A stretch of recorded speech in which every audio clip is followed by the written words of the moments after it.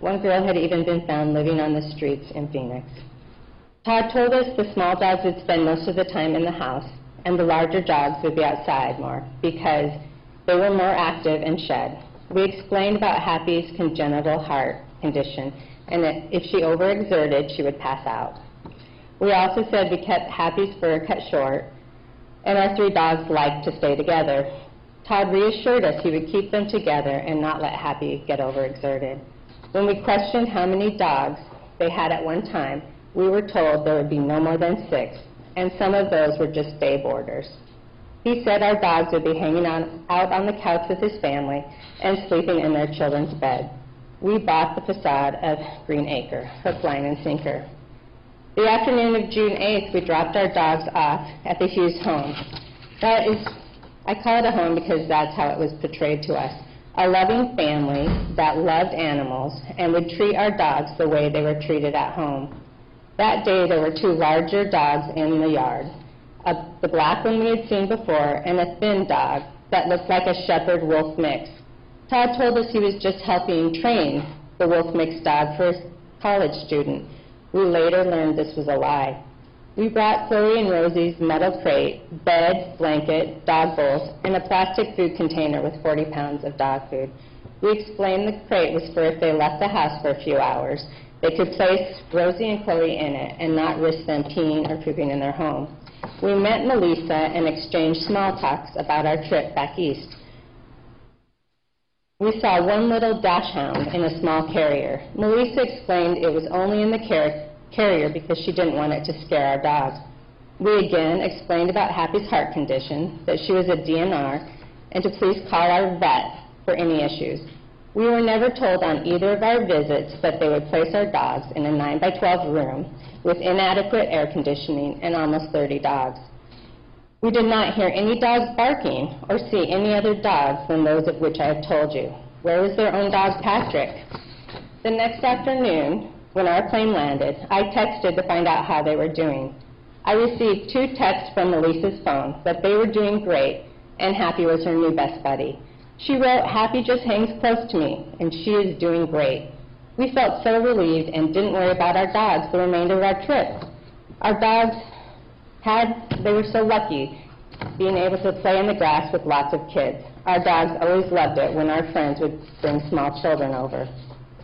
On Saturday, June 21st, we arrived back home at 7 p.m.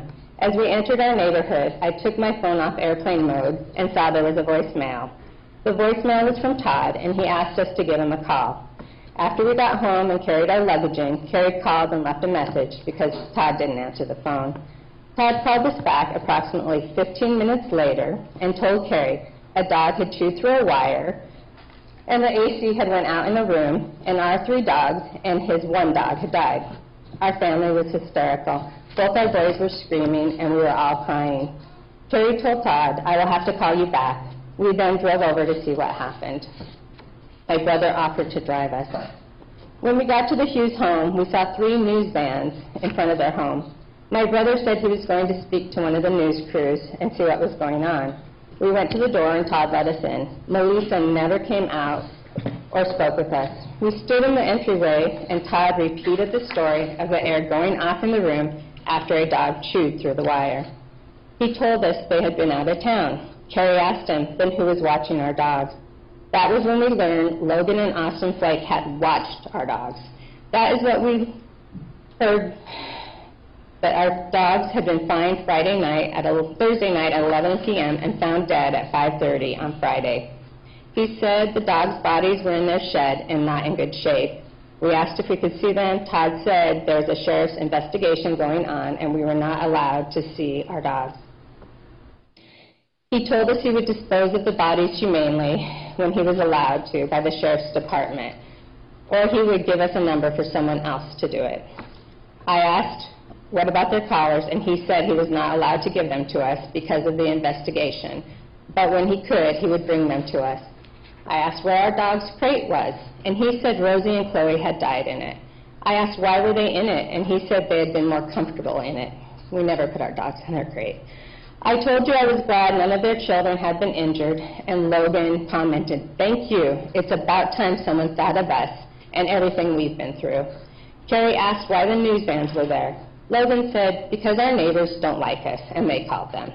I left the house at that time to check on our children. When I went outside, my brother asked what had happened, and I told him what Todd had said.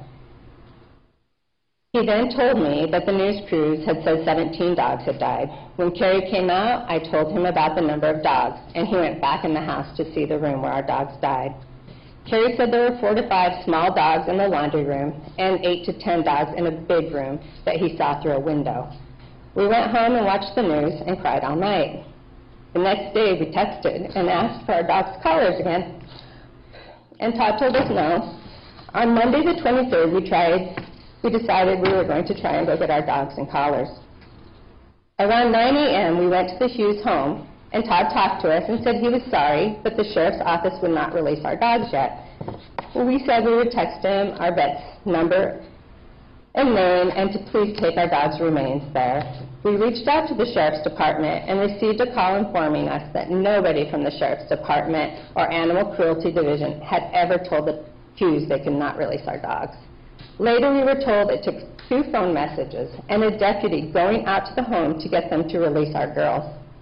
Around 11:30, our vet, Dr. Roger Chin, called and said Todd had brought our dogs over in a tarp and that they were very decomposed and bloated with maggots. He had a hard time identifying which one was Rosie and Chloe because of the severity of the bloating.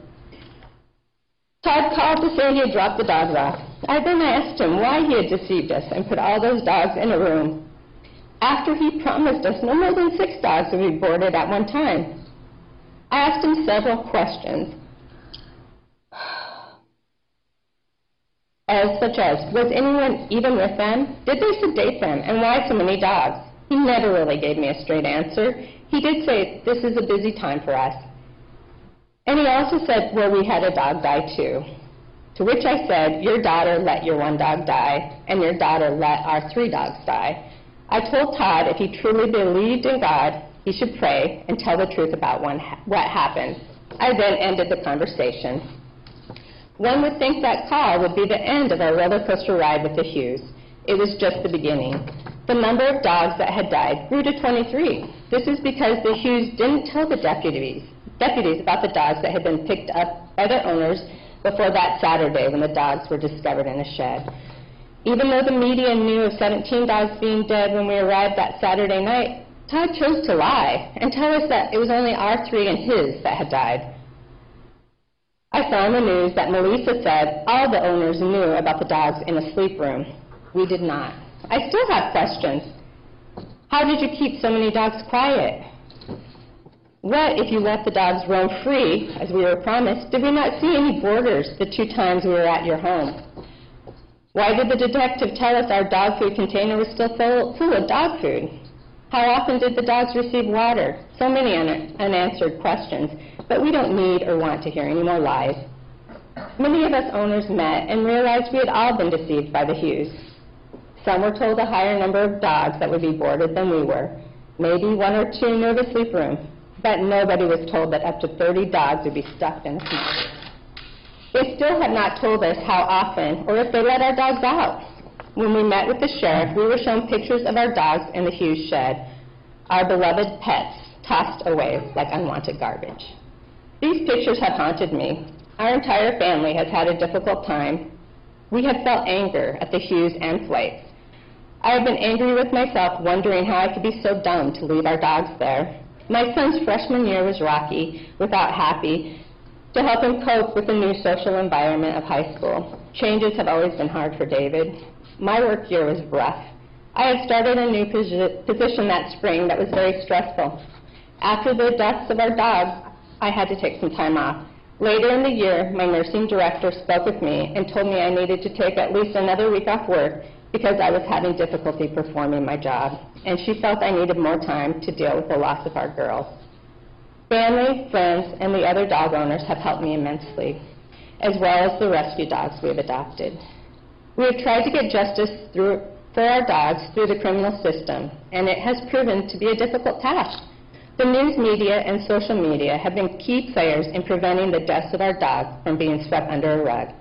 Our dogs have become known as the Gilbert 23. They had actual supporters and a memorial at a dog park. There are Facebook pages for them, and they must be pretty popular because I heard last night Todd asked to join one, the Gilbert Memorial 23. There was an investigation. Charges pressed against the Hughes and Flakes, then dropped. Then pressed again, only against the Hughes. Multiple trial delays, new prosecutors. I would change my shifts or take time off, so I was able to attend most of the court dates. I repeatedly witnessed the Hughes rolling their eyes at us, smirking, waving, giggling during court. One time, their own attorney even shushed them like they were children. They have treated this entire journey as an imposition and a joke. In late June, we were presented with a plea offer, 23 days in jail for each of the Hughes, symbolic for each of the Gilbert 23, 230 hours of community service, each in an animal shelter environment, a letter of apology admitting guilt, restitution for our 3 dogs, not to speak about the hearing in social media, 3 years of probation, no new animals, and felony charges for fraud and animal cruelty. Charges that can be changed to misdemeanors if and when they meet all the requirements of the plea deal. I agreed to this plea because I want them to have felony convictions, jail time, and community service. I don't want them to have new animals. Todd said he loved our dogs like he loved his own in his letter. I would not call what they did to our dogs love. I am a forgiving person, but my family knows I cannot tolerate lying. If Todd would have told us the truth regarding the number of dogs they boarded the day we met them, we would have never have left our dogs. If they would have told us they planned a vacation while we were gone, we never would have left our dogs. They have repeatedly lied. MaLeisa's apology letter speaks of their heart being pure. I sincerely believe lying makes it difficult for one to have a pure heart. They knowingly committed fraud to multiple people who trusted them with their family members. I believe the only thing they are truly sorry for is they were exposed for their fraud. It makes me sick to think of the number of dogs they took in and the horrific conditions they kept the dogs boarded in. They have negatively affected many lives, and I'm asking your honor to please give them the maximum sentence allowed. Thank you. Thank you, Ms. Heath. Thank you, Mrs. Heath. Thank you.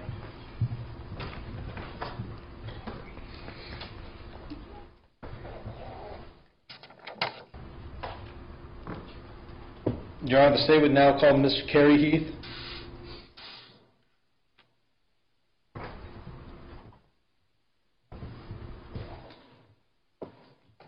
Spell your name.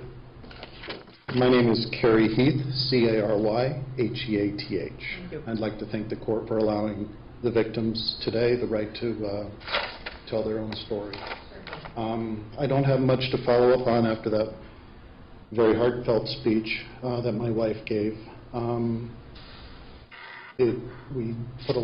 Jacqueline put a lot of time into it, a lot of emotions last night as we were writing it, lots of tears, and opening of old wounds during that time. I think it's refreshing that today we all get our voice and we all get to tell the truth on what happened. I hope that just isn't the prosecution side, but I hope the defense will honestly open up and tell the truth. It's going to be important to the healing. I think it's very, very important that you truly speak the truth today. None of this said that was a lie, and I hope you'll recognize some of it and come forward with the truth. There's been a lack of respect given to the court and the victims during this process. My wife spoke about the dirty looks, the snarls, their lack of tardiness to the court hearings up until this point. And it's just been very hard and disrespectful for everybody, and I apologize that you have to be part of this. The lies continue up until today. I don't really know how to describe it, but the pain with all the lies that have been presented to the court and to the victims, it's been very difficult. It certainly inflamed our response and our emotions during the last 26 months. There has been positives. I know I've got to meet some wonderful people that have been victims. We've been introduced to the world of dog rescue. We've fostered dogs. We've adopted 3 rescue dogs ourselves. And just to be part of that community is wonderful. We were not exposed to that before. We've just bought our dogs in the past and come to realize the importance of rescue. I'm asking the court to consider a maximum sentence allowed under law.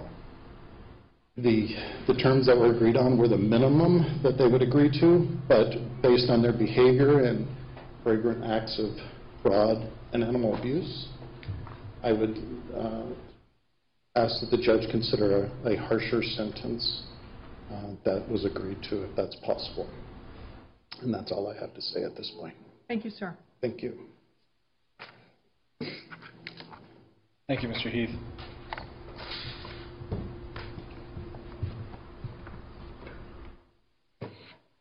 Your Honor, the state would next call Barbara Peraza.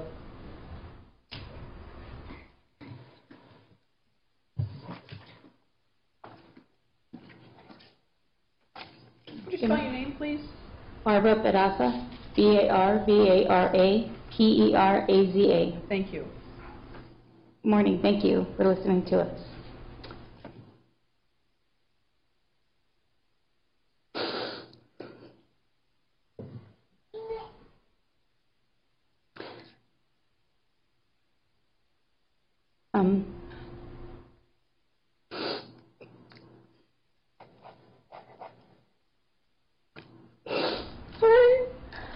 Take your time.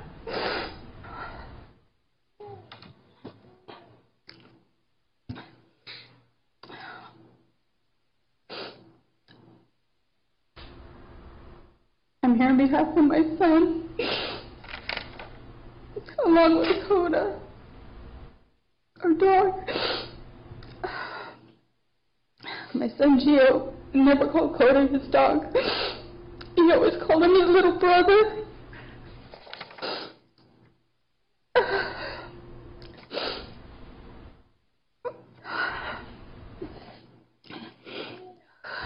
Coda came into our family when he was abandoned. Our neighbor's friend found him, and we had no idea what an impact he was going to make on our family. My son Giovanni has Asperger's.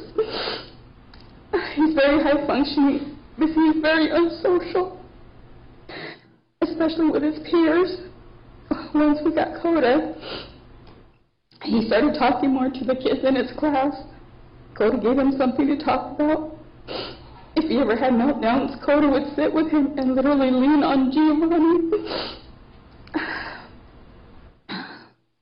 We started to see Coda as Giovanni's therapy dog. It seemed to come natural to Coda. It's like he knew what triggers to look for in Gio and would calm him down. The changes in my son were amazing. We couldn't have asked for a better companion for Gio. We knew bigger and better things were coming thanks to Coda. His teachers and his therapists noticed a big difference in Gio with Coda also. He participated more in class, his grades went up. Having Coda was like a new beginning for our family, especially for my son, Gio. This whole thing started when we decided to go on a family road trip to Washington State to visit family. We invited our niece to come along with us. My niece Daniela and Gio were very close. They're close in age, and she was like his best friend. He was the only one that she would talk to other than Coda. We couldn't take Coda with us because we knew it was going to be hard traveling, going so far on a car trip. Being that we had a small car and 2 kids in the back seat of a Prius just wasn't going to work. So we had to find somewhere to take him. And against my son's wishes, we found 3 makers. My son basically looked at me and said, "I don't have a good feeling." His gut just told him, "Don't leave him." And he begged me. We tried to convince him he would be fine. And it just wasn't working. He just kept telling me that he didn't have a good feeling.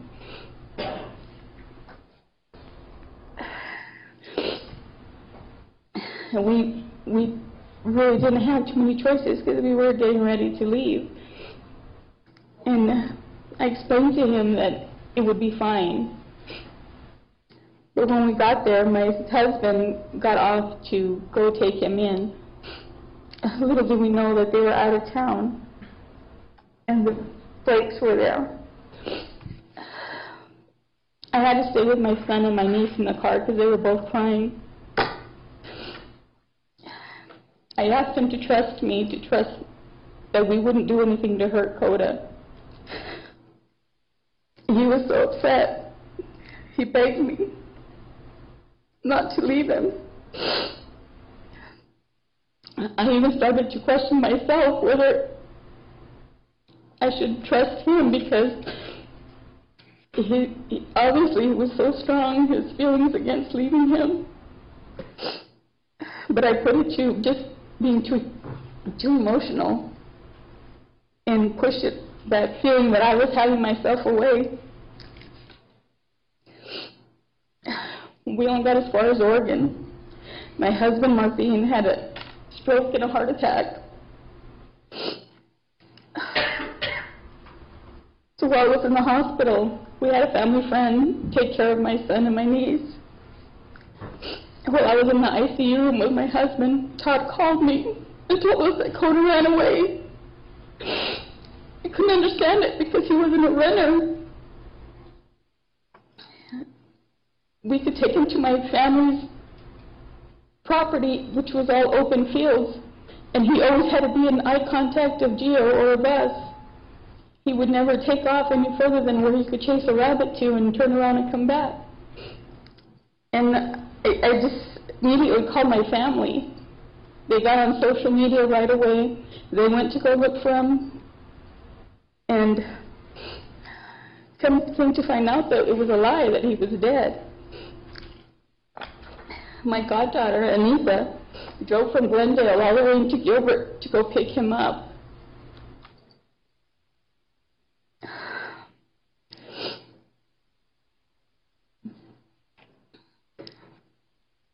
When she got there,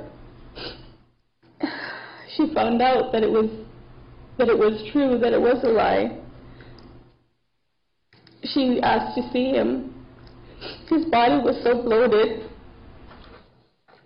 She wanted to take him to our family property to bury him, but she couldn't. They didn't allow her to take him because he was too far gone, too bloated. They couldn't lift him up to put him in back of the truck. It was very upsetting for her to see all the dogs in the shed and to see our beloved Coda.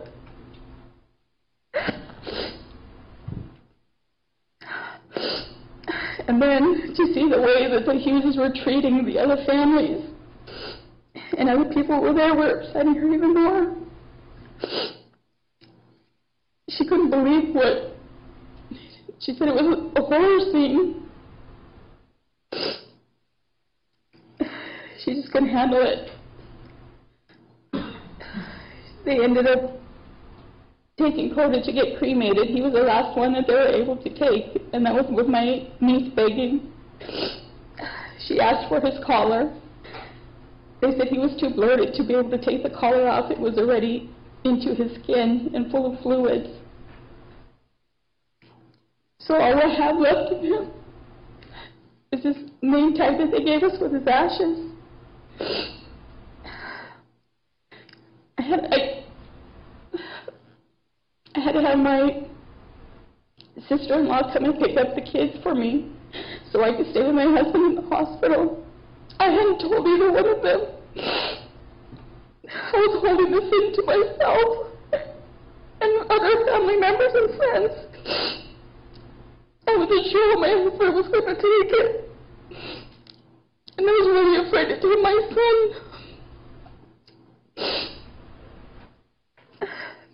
And when I finally told my husband, he didn't believe me. I had to physically show him news media on the computer for him to understand what was happening. And my son, I didn't tell him until the day before. I had to send him back to Phoenix with family.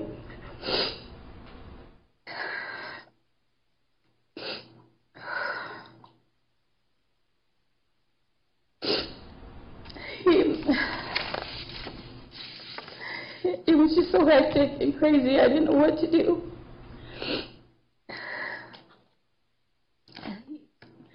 He was very quiet when I first told him, and then he just started to cry. He got really upset with me. He just started yelling.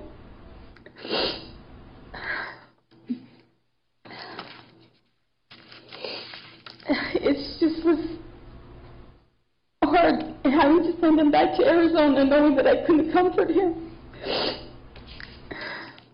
He didn't want to leave. He was afraid for his dad. He thought his dad was going to die too.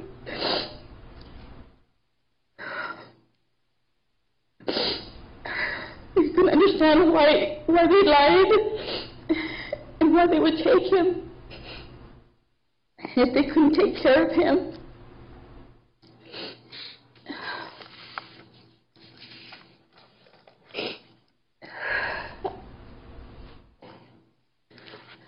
He was so upset when, by the time he got to my parents' house, he didn't want to talk to anybody.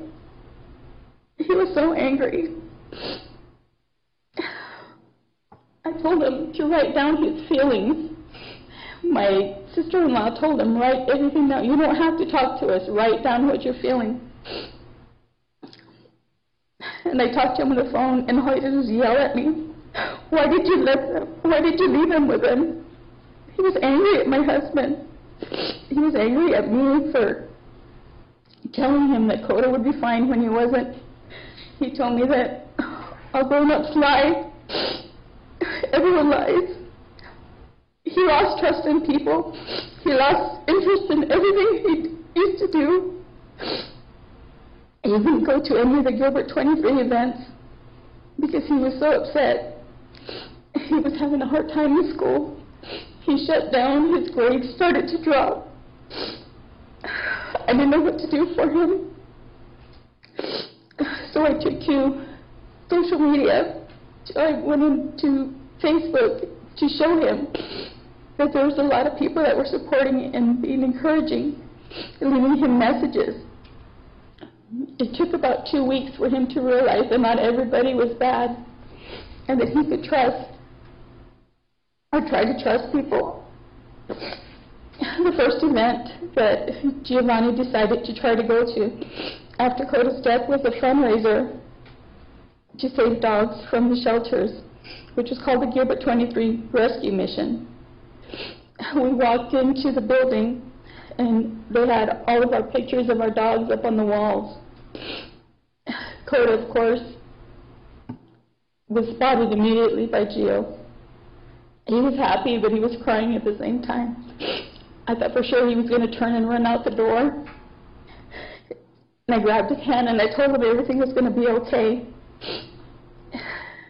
And he calmed down. And after the event, someone told him that he could take that picture home with him.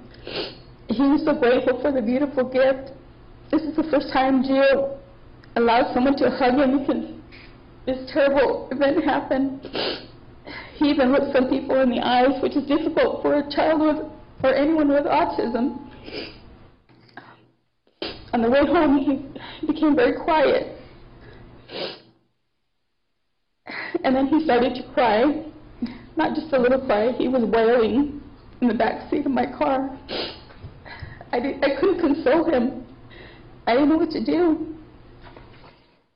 He just was letting it all out. holding Coda's picture and shaking.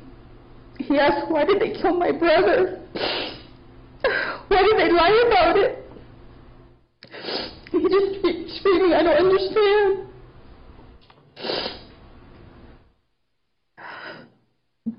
He didn't calm down until we got home and he fell asleep with tears still in his eyes. We also went to support the Gilbert Rescue Mission on the adoption day, not intending to adopt, but Gio saw a dog who really didn't look like Coda. But he said to me, Mom, this dog is looking at me like Coda did. So of course we had to bring him home. So now we have Charlie, and then we later added another dog, Romeo, that we rescued. Gio loves his new little brothers. He still calls them brothers. But he misses Coda so much. He's always comparing them to Coda, even though I tell him every dog is different, but he wants Coda. And with Asperger's, kids tend to obsess over things. His new obsession now, and has been for the last couple of months, was he wants to know how long these dogs are going to live, if his brothers are going to die soon. He will ask me if they'll live longer than Coda. He even looks up on Google to see how long dogs live. He hates to leave them, even to visit grandparents or to go to school. This has forever affected my son. It's always in the back of his mind. He was very upset when he found out that they were only going to get 23 days in jail. He told me, why only 23 days when he lost his brother for the rest of his life? He calls all four of them monsters. They're the monsters in my nightmares. He wants them to go away. Gio's comfort is talking to Coda's ashes. I've caught him many times talking to his ashes. His talks are always just below a whisper, where I can't hear, which I give him to the respect, and don't ask him what he's saying. It's always been like that with Coda. They always had their time, and it was always just out of earshot. And that was his comfort.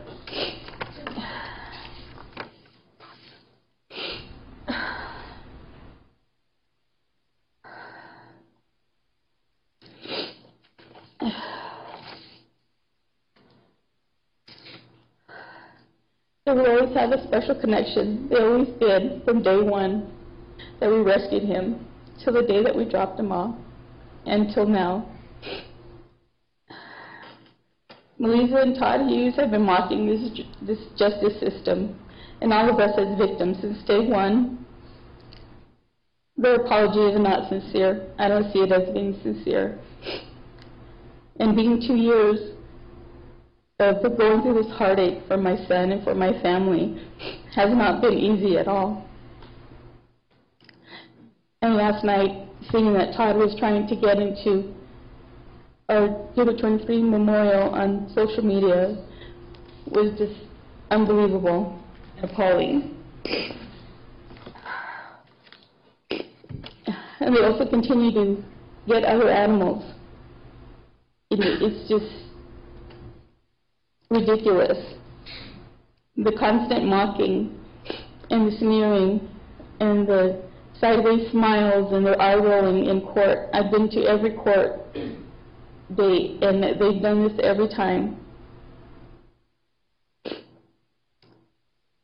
We're just pleading for a form of justice for our families and for the memory of our beloved pets. Especially for my son, he needs to see that not everyone is bad and not everyone lies.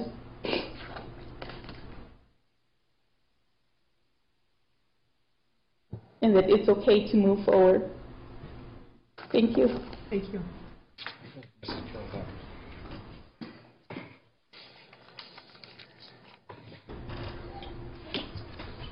Your Honor, the state would next call Giovanni Peraza.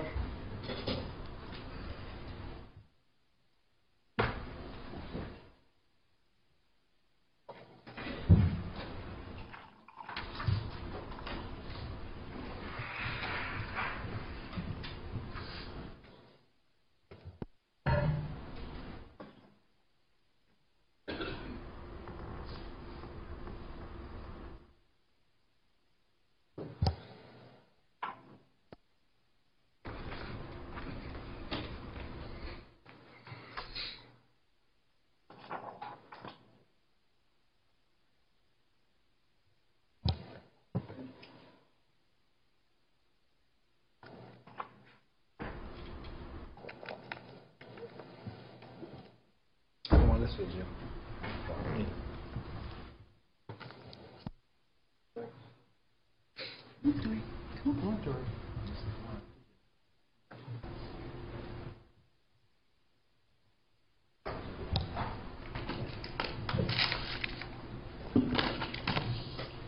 Good morning. Could you tell me your name? Giovanni Peraza. All right. And we know how to spell that already. What would you like to say? Coda belonged to me. He wasn't my pet. He was my best friend. My protector, my little brother. He kept strangers from jumping into our backyard twice. And kept a bear away from me during a camping trip. Coda was always happy to see me, and I was happy to see him. Even if I was angry or sad, he would always cheer me up. My parents started to notice a difference in... Sorry, I lost my place. Take your time. In me when we got Coda. As someone with Asperger's, it's very difficult for me to socialize with others. But when we received Coda, they said I was more social with people. To me, I was just glad I had someone to share my life with, even if they were a dog. But he was more than a dog to me. Coda was my best friend, my brother. When I felt too overwhelmed by the world, my focus would go to him, and everything would fade away and I would be calm. I became very upset when my parents told me that we had to leave Coda and go on our vacation to Washington State. My parents promised me that they'll find a nice, safe place for Coda to stay at. I had a bad feeling about leaving Coda at Green Acres. My mom stayed with me and my cousin Dee in the truck while my dad checked out the place. I was very upset and begged my mom not to leave him. My mom tried to tell me that Coda would be fine, but I was still worried. But I was still very worried for my brother. 3 days into our vacation, my dad had a heart attack and a stroke. We didn't make it to Washington. We only made it to Oregon. My cousin Dee and I stayed with a family friend, while my mom stayed with my dad at in the hospital. My aunt came to Oregon to pick up my cousin and me to take us back to Arizona. I was worried and scared about my dad, but I knew I had to come back home. The night before we left, my mom told me that she had some sad news. She told me that Coda was dead. I was shocked and started to cry a lot. I yelled at her and said, "I told you that something would happen to him." I didn't want to come back to Arizona knowing that Coda was gone. Then I found out that we were lied to. I was so angry. Not only did those monsters kill my brother Coda, they killed 22 other dogs. I don't understand how they can do that, then lie about it. I'm still very upset and angry about what happened. I had trouble focusing in school. My grades dropped. I didn't want to talk to anyone. All I could think about was with my brother Koda. I don't understand.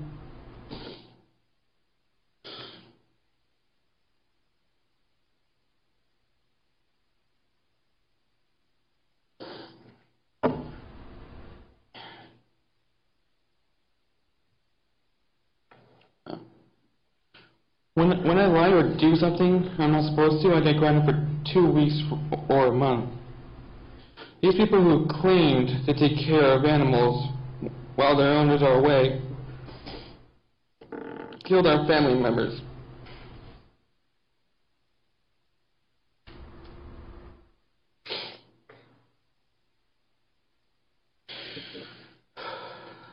And lied about it, only to get 23 days in jail. I've been angry and upset for the past 2 years. I'm trying to stay calm and move forward. My family rescued 2 dogs, Charlie and Romeo. I love them very much. They can never replace Koda in the special place he has in my heart. I know Koda's spirit is always with me. I believe he helped me pick out my new little brothers.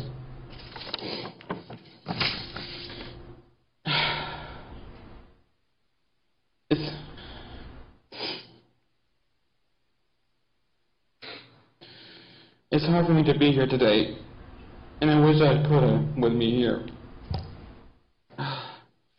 All I can ask for is more justice for my brother Koda and all the brothers and all the other brothers and sisters. Thank you. Thank you, Gio.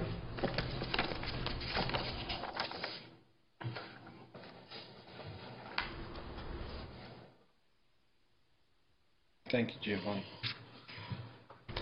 Your Honor, the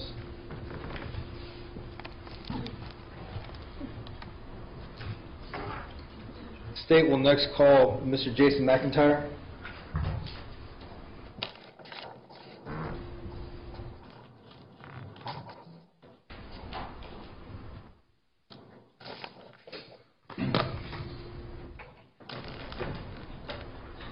Good morning. Could you spell your name, sir? Yeah, it's Jason McIntyre, J-S-O-N-M-C-I-N-T-Y-R-E. I'm sorry, say your last name. McIntyre, M-C-I-N-T-Y-R-E. Go ahead, sir. Yeah, Your Honor, I just have a few points I'd like to make. The other people that spoke have done an awesome job relaying the personal Sir, nature. a little louder, I can't hear you very well. The other people that have spoken have done a superb job with the personal nature of this.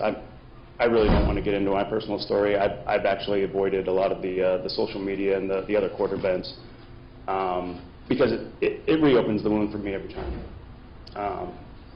I really wanted to concentrate on what brought us to Green Acres and the lies that came from that meeting. We had 3 dogs there. The one dog was, and again, I could sit here and talk all day about our personal attachments to our pets. The one dog that brought us to Green Acres was Zed. He was 18-month-old Doberman Pinscher, very athletic, very energetic, and we're going to be gone a week, so I didn't want to have him kept in the kennel for a week. We had used Green Acres once before for the same reason, before this particular event, and so, you know, we, sorry. We were drawn here because it was an open facility. We were given the same story that pretty much everybody else was, that our dogs and a couple others would be there, that they would pretty much have free run of the property, and it was clearly not true. The lies are the biggest problem for me. And I'm not talking about all the lies that have been perpetrated since these events. I'm talking about the lie that would have saved our dogs, and that was that they were going to be kept kennel-free. There was never any mention of a room.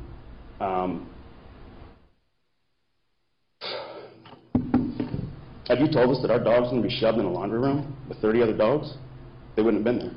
That's a simple fact of the matter. Had there been some open communication about what our dogs are going to be subjected to, they'd still be alive. we wouldn't have put them there. That's all there is to it. Since the behavior of the Hugheses has been, I don't even know a word for it. Disrespectful doesn't even start to explain. They've had 2 years to apologize to us and the other families for what they did. And never mind what they did, just for the loss of our pets. It's never happened, not once. These letters are a joke. They're just a mandate to lessen the penalty for them. There's no personal side of this.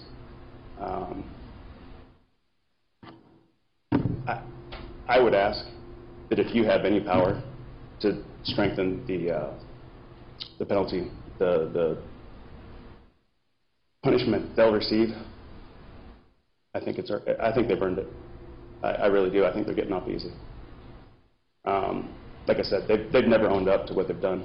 They've even gone so far to say that we all knew what we were doing and that we didn't really care about our dogs because we allowed them to be subjected to this. Not true. Like I said, that's really all I have. I apologize. Thank you, sir.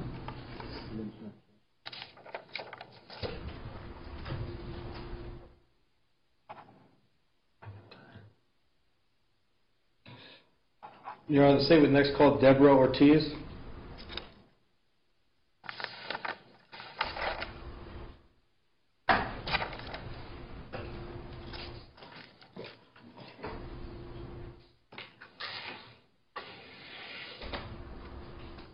Spell your name, please.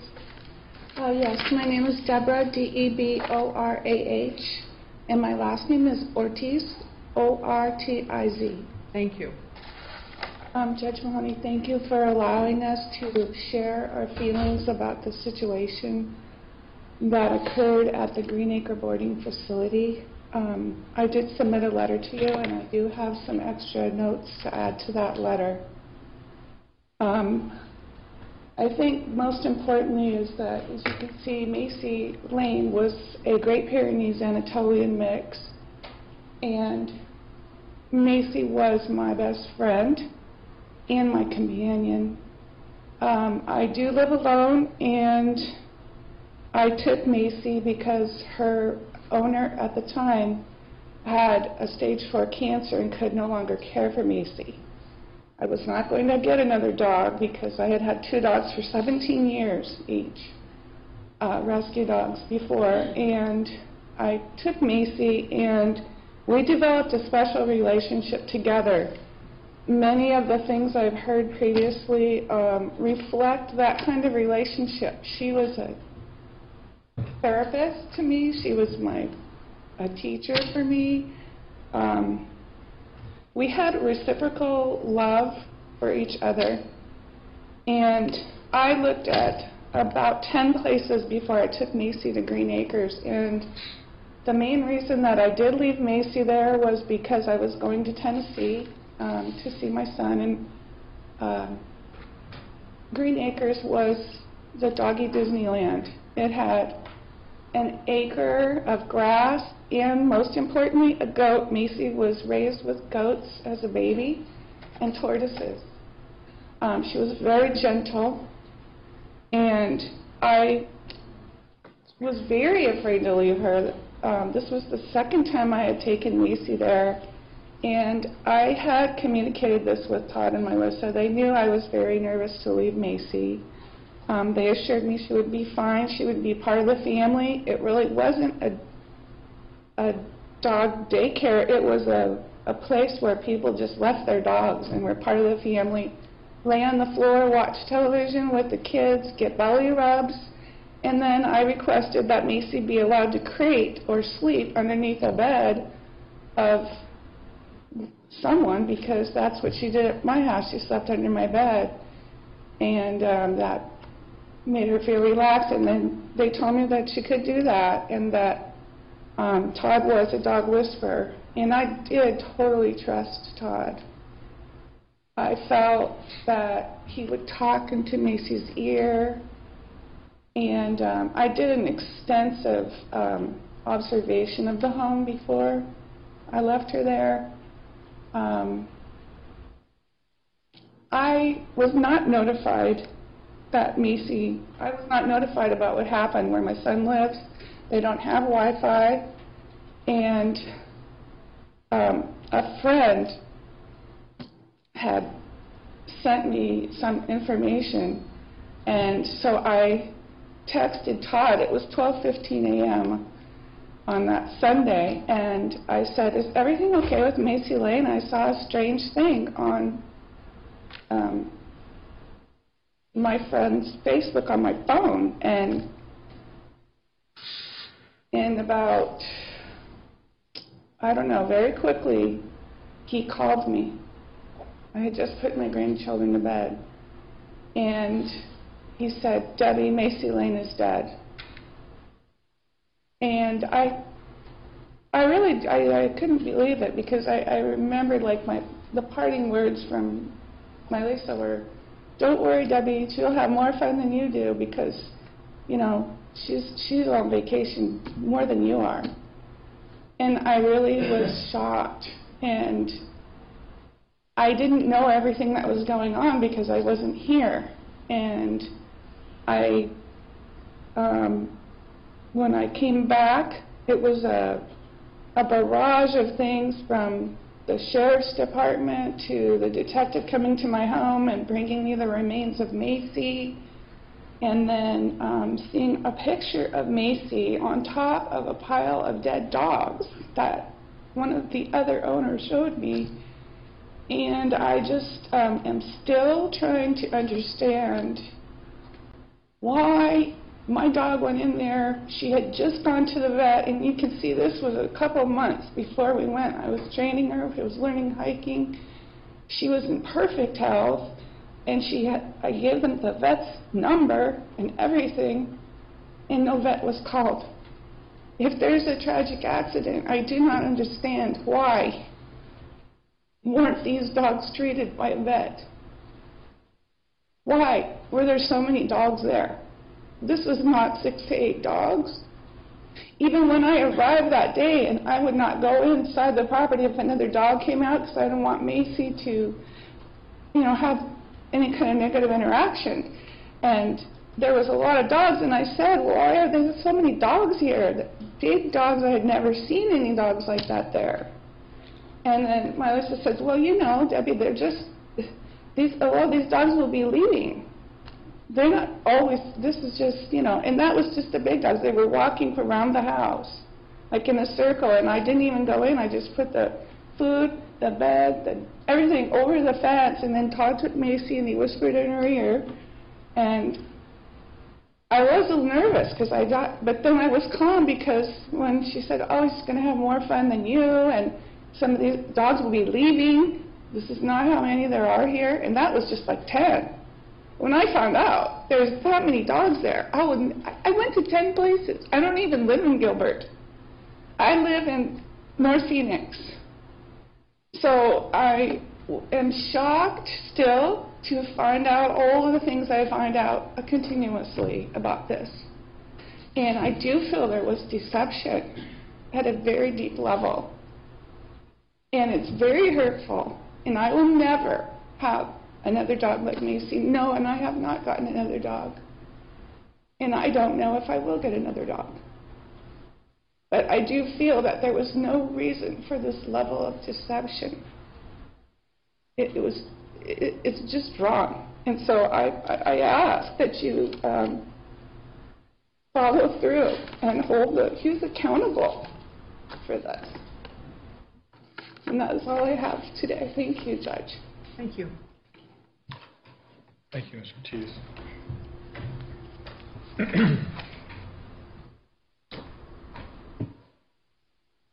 Around the state, we'll next call Ms. Valerie Collins.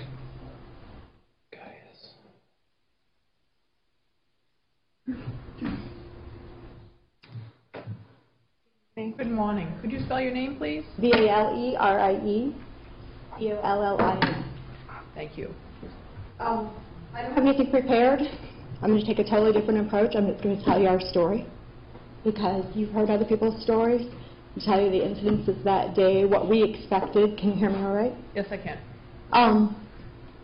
We had 2 dogs, Carson and Daisy. They were part of our family. They were 110-pound black dogs, like 2 kids to me. I thought they cooked better for my kids, for my dogs and my kids. I literally cooked them food so they wouldn't get cancer. They grew up with my children. I'm going to keep going up there. You can see how large they are. They're huge, they're hairy, they're hot. We looked for a place like Green Acres because we wanted a place that would take care of our dogs. I can put them on there if you want. Like our family. You know, I wouldn't like to leave them.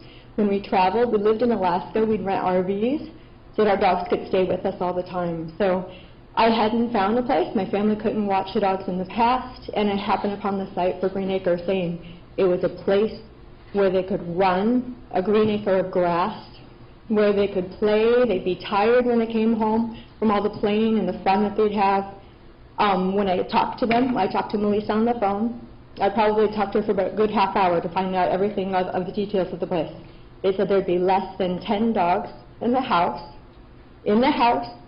kennel-free, no rooms, no nothing. They'd sit in the living room with the family and watch TV. They'd sleep in the kids' beds. Everything that you wanted to hear when you left your dog, everything that you thought they'd be safe and cared for and they'd be loved. They'd be able to run outside, have like the time of their life. So we had actually left our dogs there about 2 weeks prior. And when we got them home from vacation, they were very withdrawn and they were very, Carson would always sleep inside with me, and he would have to leave after 5 minutes and go down the hall and sleep by himself in pants and act hot and worn out. When they came home, they'd drink a whole bottle of, like a whole container of water in about 5 minutes. They were lethargic. They had sent home letters saying that they would be tired from all the playing that they did and drink a lot, and there might be bowel changes. But after the circumstances that we found out, I think it was something different. I'm a nurse. I'm an ICU nurse for 24 years. My husband's in anesthesiology. We know the mechanics of dehydration, of not having enough food, not having enough nutrition.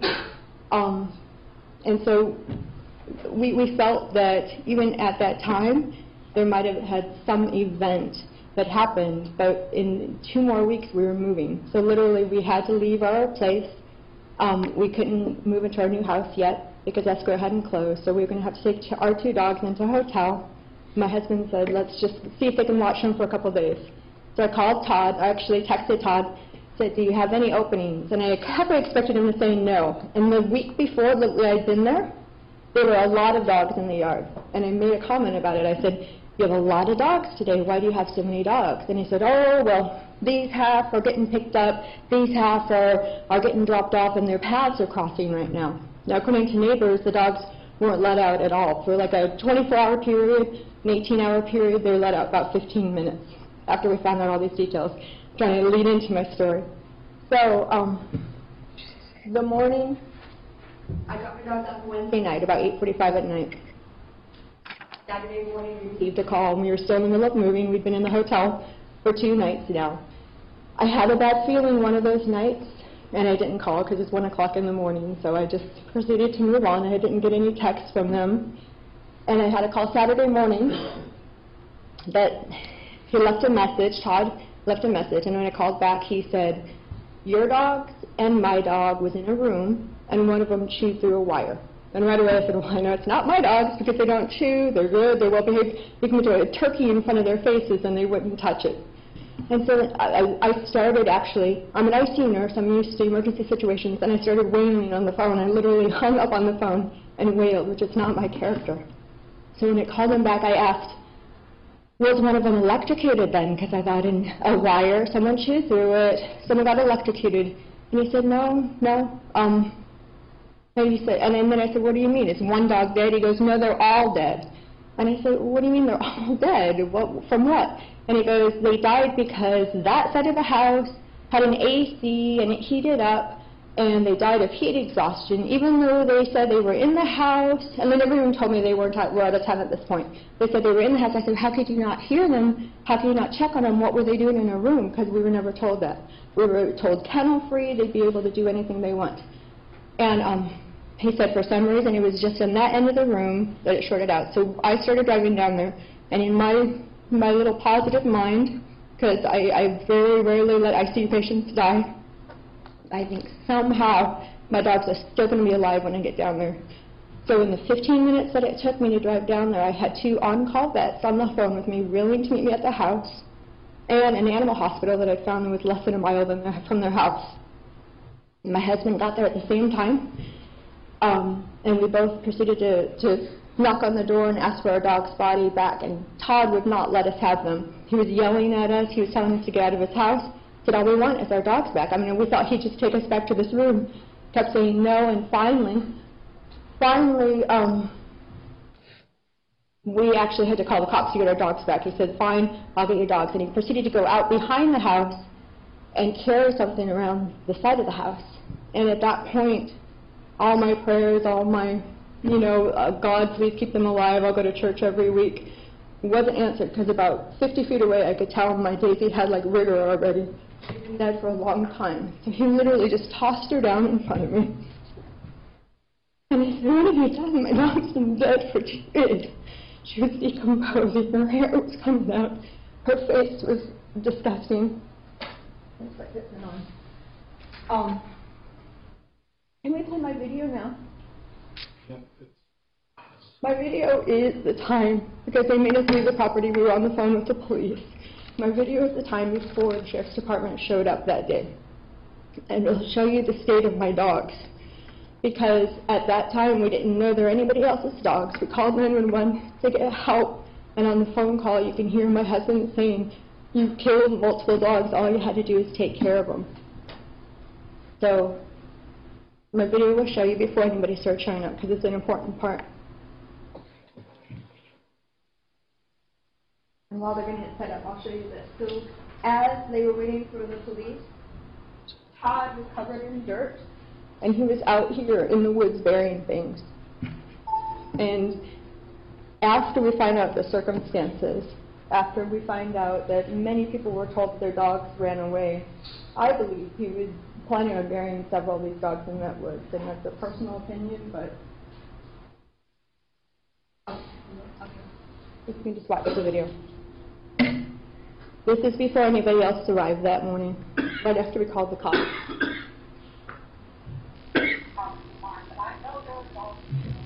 These are our dogs. This is Miss Regina from next door. She says that they keep dogs in the barn all the time. These dogs stink. They've been dead for, Valerie, pull the things back so we see. These dogs have been dead for days. Look at the flies on them. Flies in their mouths. There's flies everywhere. This is the guy right here, walking back into his house like a coward he is. There he is. I'm not asking your permission. I'm on public property. This is our family. This is our family, and they're dead. My dogs had flies in their mouth. They were badly decomposed. And I keep questioning in my head, if this was going on, why didn't you call? So when the Sheriff's Department came, we all had to wait outside. I started running into other family members who said, I've been out looking for hours for my lost dog because he left messages that they were lost dogs. And they said, I don't understand how my blind dog could have run away. And I said, I don't either. I think something's happened. And then a few hours later, my kids are in the car. They say there's buzzers circling around. We kept them down the road with the AC on. It was just a horror film. A couple hours later, we found out that all these dogs were piled in the shed. So I want to show you something in this picture. Let's go back to the room. What they had done is kept 28 dogs in this room. You can see the size of my dogs. My dogs are huge. On multiple occasions, she said that each dog had 6.5 feet. Dogs in this room were piled on top of each other just to fit in there. I don't even know how they got them in there, because my dog would not have cooperated. Just some of these dogs didn't get along with other dogs. How in the world are you going to put 28 dogs in that room and say that you've done this out of the kindness of your heart and care for our dogs? What we found out is that this room had very little oxygen coming into it. So in the necropsy reports, it says that they probably suffocated because of the length of time that they were in this room. There was no food or water in their stomach for an extended period, so you didn't feed and water our dogs. You let them die in there a slow death. I'm an ICU nurse. I know what this entails. This entails hours of panting, hours of heat production. There were texts exchanged a few days before that said that that room was already hot. So you put my dogs into an already known hot room. You knew what you were doing. This is an example of 28 dogs, and a lot of these dogs were actually larger than this. Shows you the actual space they would have had. They would have been standing, they would have been laying on top of each other. They would have suffocated each other because there was so little of a space that they would have fallen over and created a pile of heat and panting and mass and prolonged suffering. The way my dogs died was just horrific. And then on top of that, let me show you this one once more. This is a hard picture for a lot of people. In this room, this is the shed. The shed's dimensions were larger than the 9 by 12 room that they were kept in. In this picture, there's 15 dogs. So double that amount of dogs in the actual room that they died in. And that's how crowded of a space it was. How large was this shed? What were the dimensions on the shed? We'll have to look it up, but it was larger than the room. No one knows. All right.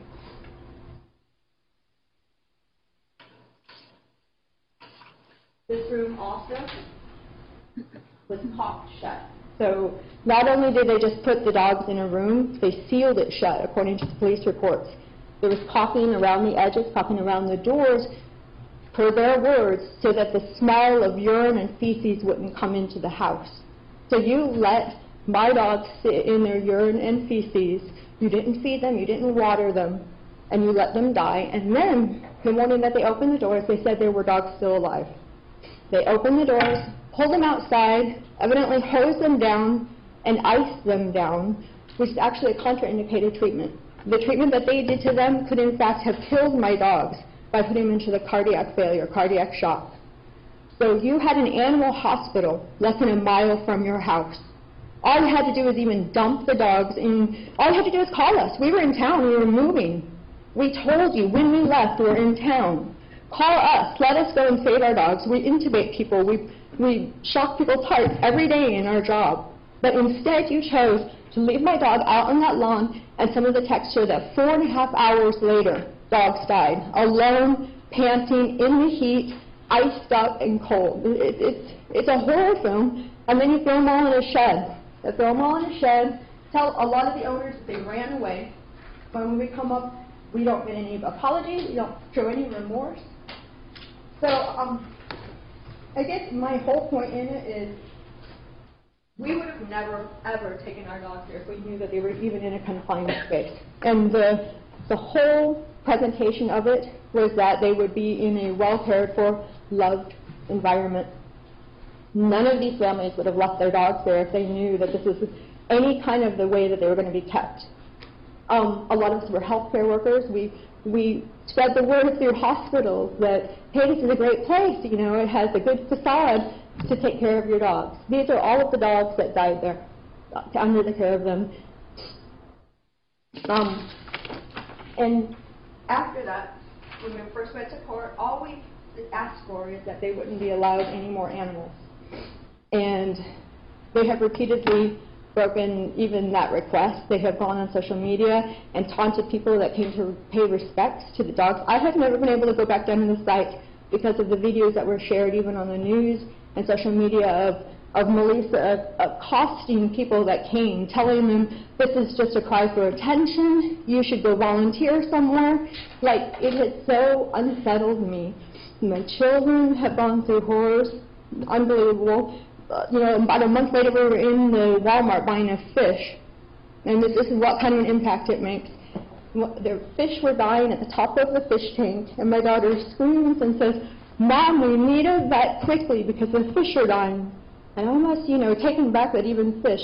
But just the impact of my kids knowing that it's that important to save these dogs' lives versus this family who says that this is a norm to keep dogs this way. This is a norm to have dogs like this. They exposed foster children. They exposed children to decomposition. The smell was so strong from the next house over that they reported it. There's decomposition. They expose them to dead bodies. It's unacceptable behavior. And I don't think 23 days is enough. All of our families, you can see the impact that it's made on us, and the impact that we've had to fight for justice here. We couldn't just have a normal situation where people would be arrested and punished by law in a normal way. We've had to fight for every bit of justice that we've had, and we feel like we've been pushed under the rug. They even tried to close the case that day. I said, how in this environment could you even close the case or think about it? So my request is for a longer sentence for them. Instead of 23 days each, I think they should each have 10 days of time in jail. So I would recommend 230 days of jail time just for the amount. This is 2 years on every person's life that it's been impacted. I've almost gone through a divorce. I actually lost my job over a situation. I wake up every night haunted by these dogs dying. And instead, I turn into something positive. I go on and try to save shelter dogs, dogs that are on the kill list. We've networked out, but every night, every day of my entire life for 2.5 years, I've been impacted, and so have all these other families, and we just ask for a harsher sentence. Thank you. Thank you, Mrs. Collins.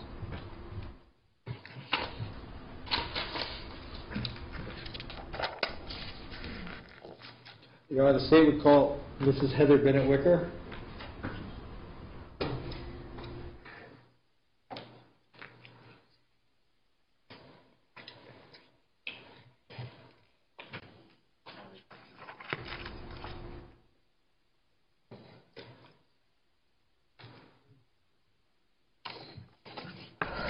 Could you please begin by spelling your name?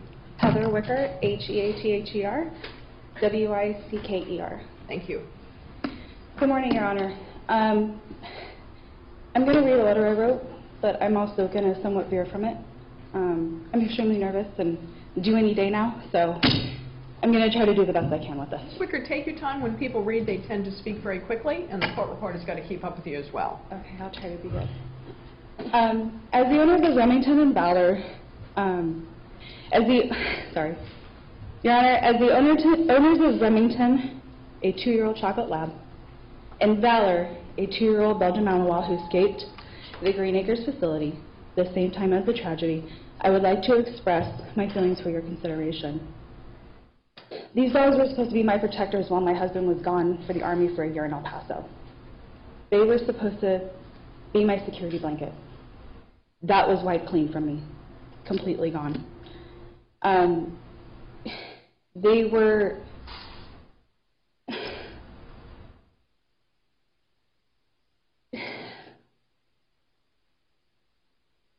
the world to us. They were our children. My daughter referred to them as her brothers.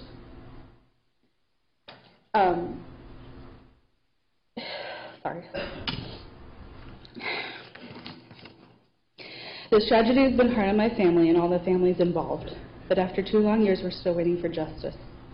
In my eyes, MaLeisa and Todd Hughes have shown absolutely no remorse, including this morning when I got a smirk down in the cafeteria. I'm sorry? Including the smirk that I got down in the cafeteria before I showed up to court. If you watch closely today, you will see their true colors and their indifferent attitude.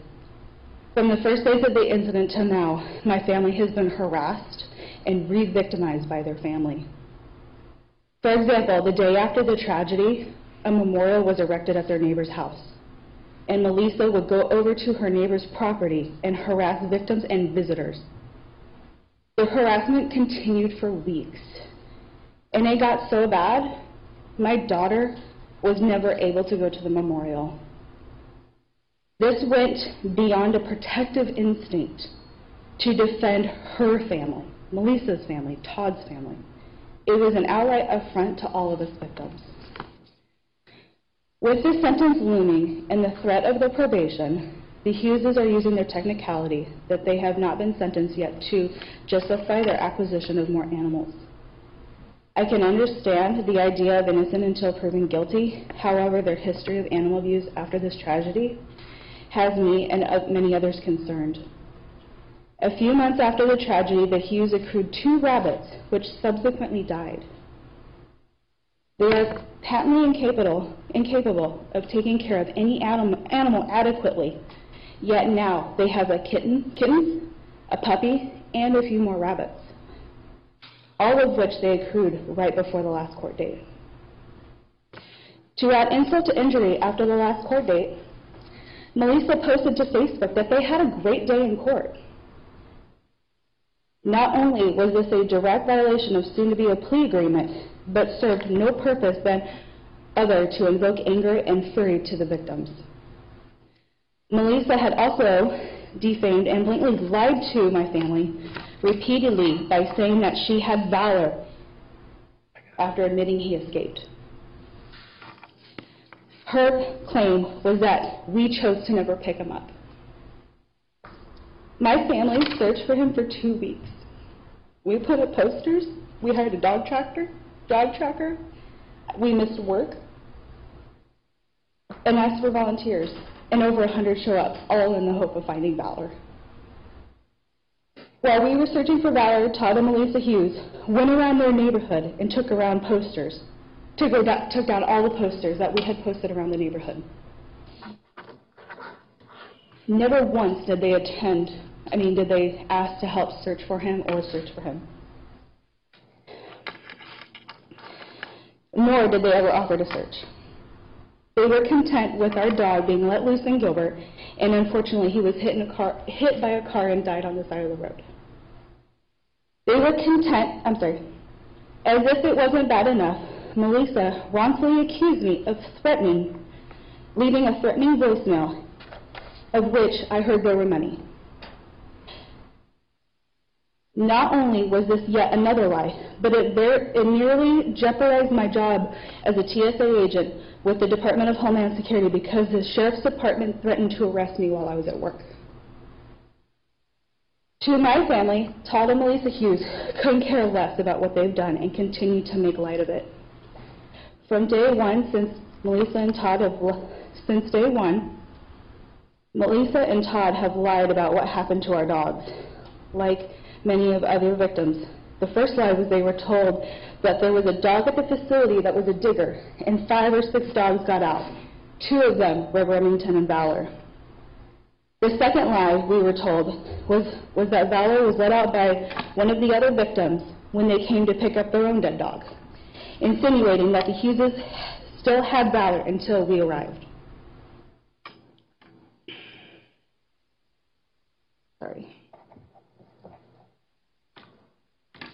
Lie number 3 was that the news media let him out after we had identified and recovered Remington from the shed. Lie number 4 was that the Hugheses found Valor and called us, and we never wanted him back. This one was particularly heartbreaking for us. Finally, lie number 5 was that the Sheriff's Department let him out. This could not be possible. Zach and I showed up to the Hughes' property at 10 a.m. that morning, before the Sheriff's Department showed up to search for the dogs. Nothing was mentioned to us that Remington was dead until 2 p.m. that day, after we had been searching for 4 hours. We're sick of the lies and the blatant discard relief for life. We loved our animals so much, we were in Tucson buying a house so that we wouldn't have to rehome them while my husband was gone for a year with the Army. When we got the call about them getting out, we were buying our current house because I didn't want to have to put the burden of living with 2 large dogs on my family. In addition, our dogs were family. My daughter referred to them as brothers. Remington was her 5th birthday gift. Valor was our wedding gift. The dogs meant so much to us that it's as if we've lost 2 kids. As difficult as this has been for my husband and I to ordeal with, it has been much harder for our daughter. She's written about this tragedy in her school journal for the past 2 years. Her teachers would come to me in tears wondering how people could be so cruel. Whenever my daughter is having a bad day, she'll go to their ashes and talk to them. She knows that they're always watching over her. She never wants to go on vacation because she's afraid if something's going to happen to our current animals. No child should ever have to go through what we've been through.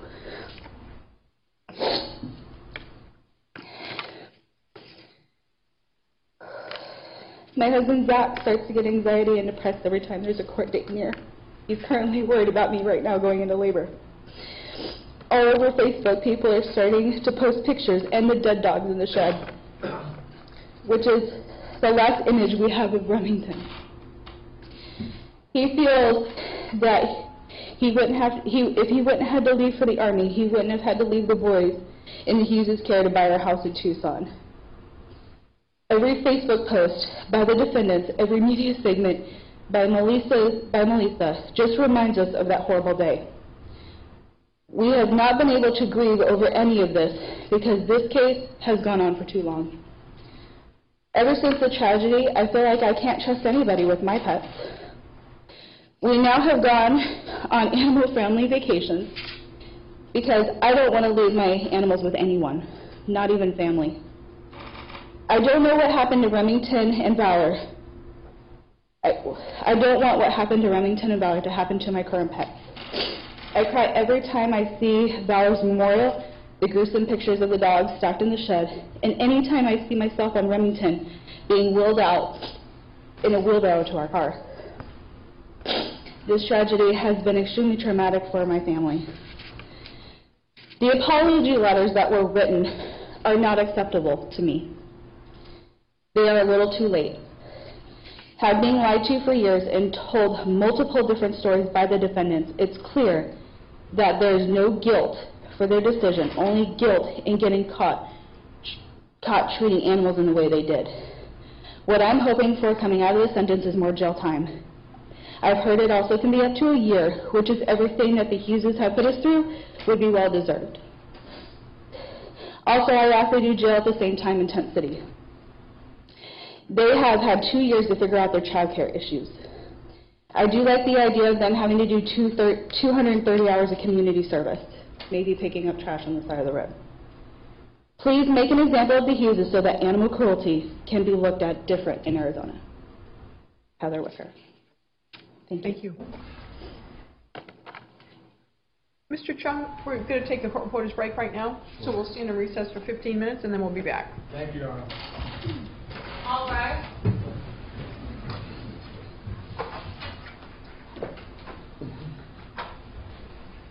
Actually, how long would it